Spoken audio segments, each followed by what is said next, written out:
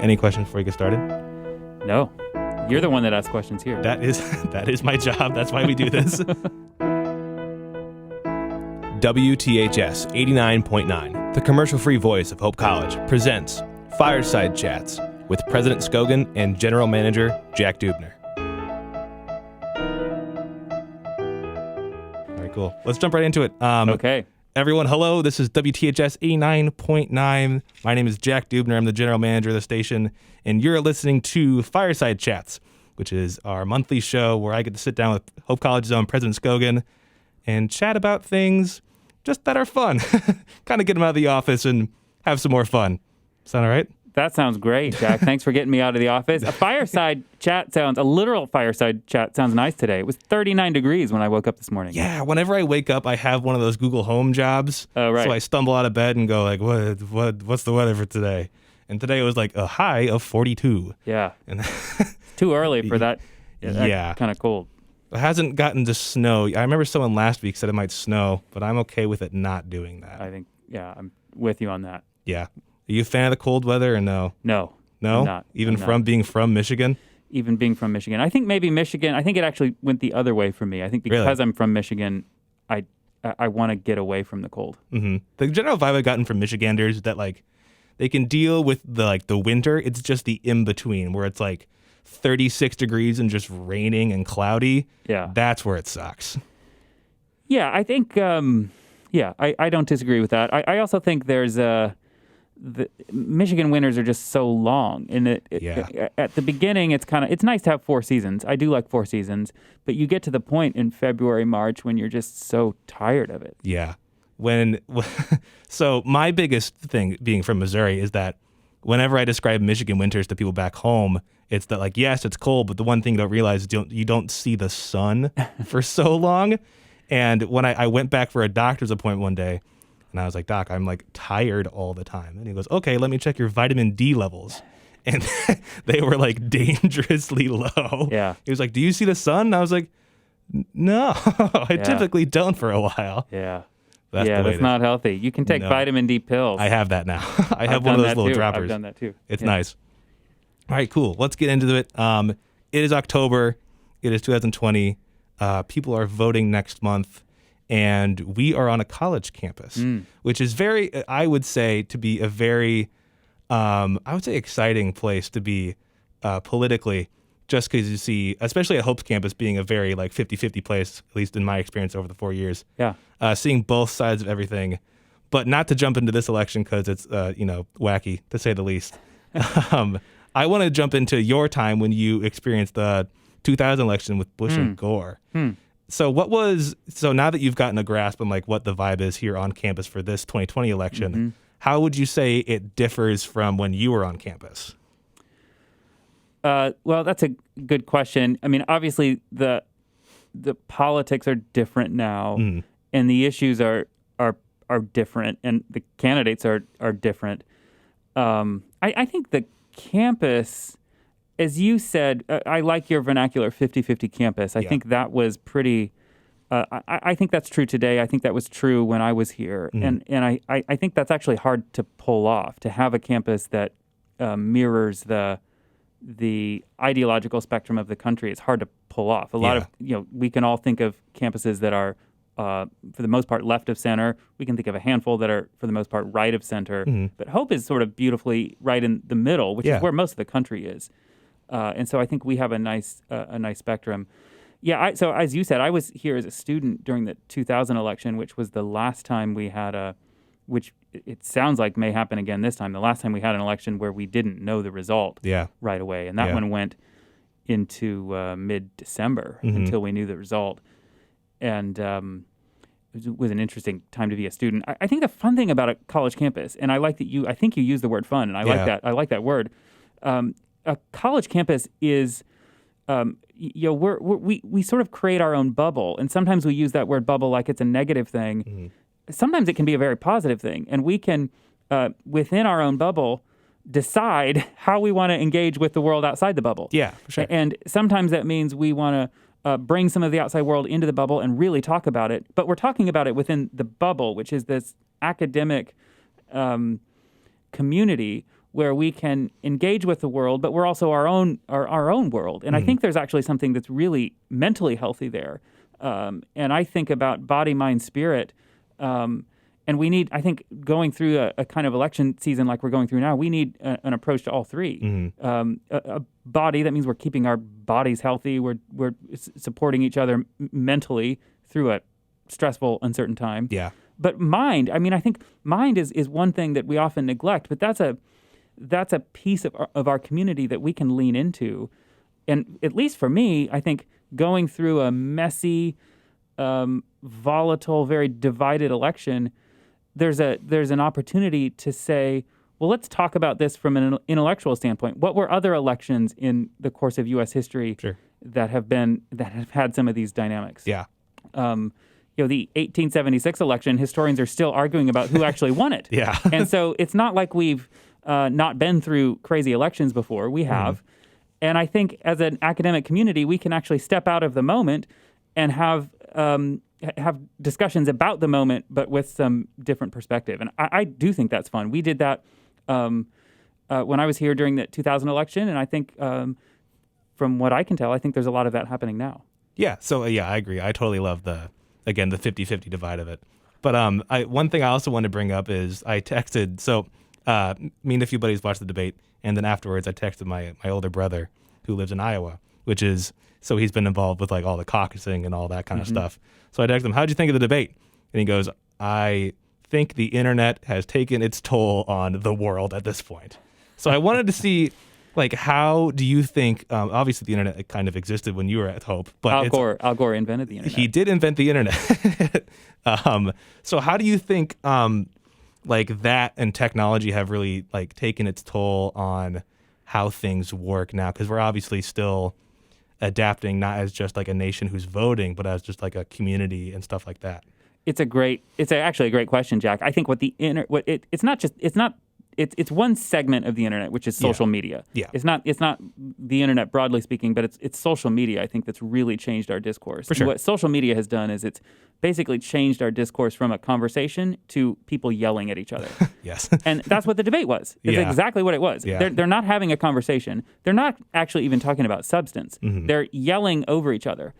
And that's essentially what social media is, where it's people talking to their own echo chambers, pretending that they're talking to the other side, but they're really just yelling at the other side, talking to their own side. Correct. And I think that's exactly what the debate was. Yeah. I had the debate on, and my seventh grade, she's 12 years old, but in seventh grade, daughter came into the room, and she watched 2 or 3 minutes of it and just started laughing, burst out laughing. And like, honestly, I think that's the most mature response. I agree. just to laugh at it. Yeah. Yeah. And I missed all the town halls, but I couldn't imagine it was too radically different. Right. But yeah, moving on from that, again, I think Hope is a very special place with things like that, and the internet and social media are a good ground to just scream into the void, I guess. Right. But moving into your more personal stuff related to government, last time you're on the show, we talked about your experience in student Congress and how you're vice president your junior year and senior year you were president. Right? Yeah. Cool. And you also went to D.C. Is that your junior year? It was junior year. Nice. I let's see. I might have been vice president my sophomore year, and then there was 1 year. I think it was my junior year. I actually took a year off of student Congress because I was in D.C. And then my senior year, I came back as president. Okay. Cool. Nice. Thank you for fact checking. Just to clarify that, I have to fact check myself. That's all right. But what, as someone who's not very like government based, I guess I'm a recording arts major. How does someone get in? What were like some of your inspirations to getting into like politics and government things? Because it's not something you kind of just stumble upon as a kid. No kid kind of says, "Oh, I know what I want to do. I want to be in politics when I grow up." So, what are some of your inspirations for that? What I liked about it, politics itself has a dynamic to it, which is kind of like sports, where there's a designated date for the election, and on that date, you know who wins or loses. And so there's a dynamic to politics that is similar to sports, where there's a scoreboard and there's a winner and loser. And I think some of that appealed to me. But to be honest, it was much less the political stuff that I liked. In fact, once I actually got into government, I really started to despise the political stuff. I can imagine. What I really liked and still like is the intellectual puzzle of taking a complicated public policy problem and trying to break it down and trying to solve it. Sure. And when you take something like education policy or healthcare policy, there's just so many layers to it. There's the issue itself, and then there's stakeholders on all sides of it. So there's the issue, there's people around it, there's I think for me that's what I liked. It was like intellectual puzzles. It just was like trying to take a 4 or 5 dimensional problem sometimes and trying to figure out how can we solve this, and then how can we get enough people on board with how we'd like to solve it to where we can actually get what we want to get done. And that's fun. I think that's fun. It's the intellectual puzzle of solving the problem, and then it's the people challenge of trying to bring consensus around what you want to get done. Sure. It also seems very people-oriented, I guess. And that kind of comes in with the intellectual puzzles. And I also think if you can correct me if I'm wrong, would also lead to the whole like coming back to hope thing. Because obviously coming from New York is, yes, it's a very people-oriented place, but there's lots of them. And at Hope, it's very, you walk around, you know everybody. So how do you think transitioning from like bigger to smaller Hope College things has impacted like how you think about things like that? It's a good question. I mean, I think Hope, we talked about this the last time I was here. Hope is sort of, it's like Malcolm Gladwell's big fish, small pond, and this is kind of a small pond. So, whereas in New York, everyone's anonymous. I mean, even famous people are anonymous. They wear a baseball cap and sunglasses, and they don't get recognized. And here, essentially, no one's anonymous. Yeah. So there's a different dynamic to that. I think for me, you're 100% right that in a lot of ways, my job is a political job where there's substance to it, and then there's the PR side of it. And I like that. I love being with people, and I love the people at Hope. The students are just amazing. But there's also, talk about intellectual puzzles. I mean, one of the biggest intellectual puzzles that our society faces today is the cost of higher education. Yeah. And no one's doing anything about it. Yeah. No one. There's no one who's doing anything creative to solve it. And the politicians throw around like, well, why don't we just have free tuition? Or why don't we just forgive debt? Well, that sounds great, but it turns out you can't afford it. It's impossible. So there's really no one trying to do anything innovative or interesting to go at this problem that everyone universally admits is an issue. Yes. And I came to Hope thinking, this is great. It's a place I love, a place that formed me. I met my wife here. So there's so much about this place that I love. And we can maybe be a place that can lead through I would argue, one of the biggest societal problems our world faces today, the cost of educating our future generations of leaders. What if Hope could be a place that figures that out? And I think we can. Yeah. So, for me, it was the perfect combination of a place that I love, people that I love here, and the chance to maybe solve an intellectual puzzle that nobody else is trying to do. Yeah. So as a college student, that sounds awesome. But I think because I have like I come from a family who all went to college, and whenever they all talk to me about it, money is always like the after grades and whatnot. Right. Money is always the second thing they talk about. They're going to be like, "How do you afford this?" Right. And my answer is always, "I guess I'll figure it out." How do you think kind of normalizing the idea of like solving that societal issue of like more free college how do you think that could be normalized? So what we're talking about for Hope, which I think is a 10 to 15 year endeavor to pull off. Yeah. But what we're talking about is to move from a tuition model that is essentially a pay-as-you-go system. So you come and you pay your tuition and then you get an education. We're talking about a new model, which would be a pay-it-forward system. Cool. So we would have enough scholarship money available to give every single student a full ride scholarship when you arrive. And then you arrive at Hope, and your only real expectation is that you give philanthropically back to Hope after you graduate. And what you're doing then is you're not paying for your own education because yours was paid for. Rather, you're paying it forward so that future students can enjoy the same kind of education you got. Okay. And that's how the thing would become sustainable. Essentially, what we would have is we would have our alumni paying for the current students here. Okay. And we can do it. It's just it takes time to make that transition. I think we need about $1 billion of, it sounds like Austin Powers, $1 billion. Yeah. We need about $1 billion in our endowment for scholarship money to get it up and running, and then it will be sustainable on its own.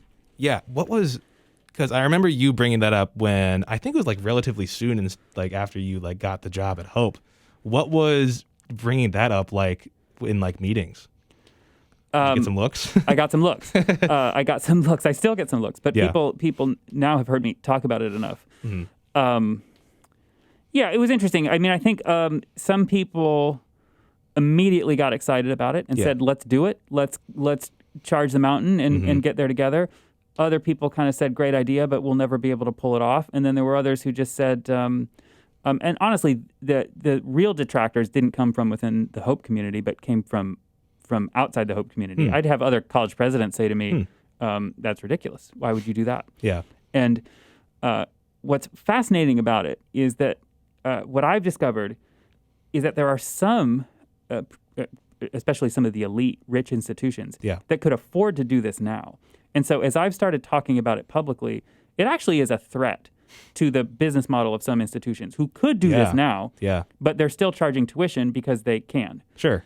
And so I think some institutions and presidents say, look what he's talking about. He's going to, this is going to expose us, essentially. Yeah. And so there's been, I've gotten some nasty letters from other presidents. Wow. And I think at first I was like, wow, why is he so mad at me? I don't even know him. What's he so pissed off about? I'm just trying to solve a problem here. Yeah. But I think, like I said, if we were to do this, we would, in an odd way, sort of put pressure on other places to do it, because there are a lot of places who could afford to do it now. Yeah. Wow. I love it. Good job. I love to hear it. Thanks, Jack. Yeah. Okay. Moving on into more background stuff that kind of can also build off that. You went to Harvard. I did. Nice. So I think one of my big questions as just for like Harvard things is kind of talking about the community jumping from Hope to Harvard. And I'm sure there were some like stereotypes or just like expectations you had jumping into campus that were maybe not true. Is that true? Jumping to Harvard? Yeah, I think I think that's right. I mean, Harvard was an amazing. It is an amazing place, and I had a great time there. I'm still in touch with a lot of professors who are still there and classmates. Yeah, I think I thought I feared that it was going to be cutthroat competitive. Sure. And there was, I would say it's more competitive than Hope, but it wasn't what I feared. I think I also feared that I was going to not be prepared for a rigorous graduate school program coming from Hope College. Yeah. And actually, I found the opposite. Honestly, most of my peers at Harvard came from Ivy League undergraduate backgrounds. Cool. And I found that I was just as well, if not better, prepared for Harvard than they were. So, I think, Harvard is, so Hope is 160 years old. This is our 159th academic year. Yeah. Harvard was founded in 1636. That means they're almost 400 years old. Been around. And it just has so much history. Yeah. And you walk around their campus and you almost feel smarter just for walking around. It's like osmosis of just all the smart people who have gone through that institution. That it's cool. The sense of history there is cool. Mm-hmm. And the community around it is a lot of fun. And I had a great time there. I really did. One thing that I think is super interesting about what I know about the Harvard community is how kind of like vast the alumni base is, because like some of my favorite comedians have gone there. Like Conan O'Brien went there and Colin Jost went there. And also some of my favorite musicians went there, like Rivers Cuomo studied there in late 90s. Mm-hmm. What do you think about how unique the community is there? It's a fascinating community, and Harvard, like everywhere else, they really strive for diversity, and they pull it off in a way that most places don't or can't. And one thing, I think they took me coming from Hope College. By the way, I think coming from Hope College is a huge advantage to getting into Harvard, because they want kids who aren't from the two coasts, West Coast, East Coast. And they want some kids who aren't from the elite schools. And so I think applying to an elite school with Hope on your resume, actually, you'll get a look that maybe you wouldn't if you were coming from a Brown or a Dartmouth or something like that. So yeah, it's an amazing community. I was there as a graduate student when Mark Zuckerberg was there as an undergraduate student. I didn't know him, but we overlapped. And were you on Face Mash? It was. Was that what it was called? I think so. The Facebook. He called it the Facebook for a while. Yeah. I don't remember the Face Mash. I think Face Mash was the weird thing that was like the pseudo dating thing. Oh, right. That was pre the Facebook. Okay. Were you on the Facebook? I didn't know. I'm still not on Facebook. Good for you, honestly. Yeah. I never joined. But yeah, the community is it's a remarkable community. Cool. Nice. Well, yeah, I guess we can start wrapping it up.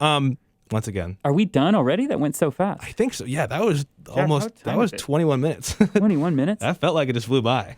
Wow. Yeah, it did. Well, as we always do, let's talk music before we wrap things up. Okay.